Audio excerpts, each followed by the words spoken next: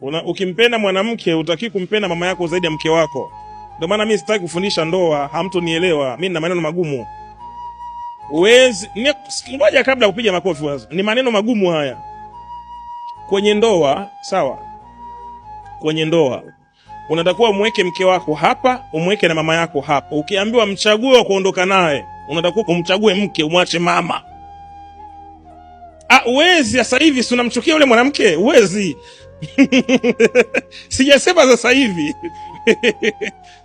Ndio maana mimi sitaki kugusa mambo ya ndoa kwa sababu hamtonielewa. Anasema utamwacha baba yako na mama yako. Baba yako na mama yako. Niambia hamna wewe. Mama yangu ni mwache mimi kwa sababu ya huyu mwanamke. Huyu mwanamke mwenye tamaa.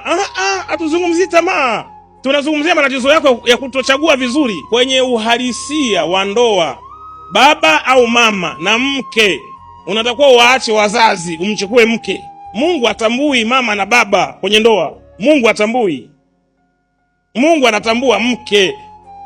Kwa ukimwona mwanaume anawavali wazazi, mke anampuuza, shida iko hapo. Unajua mimi huyu ni mama yangu amenizaa, sawa, lakini ana mipaka yake. Apendwe mama, apendwe baba na mipaka yake. Huyu ni mke, haguswi.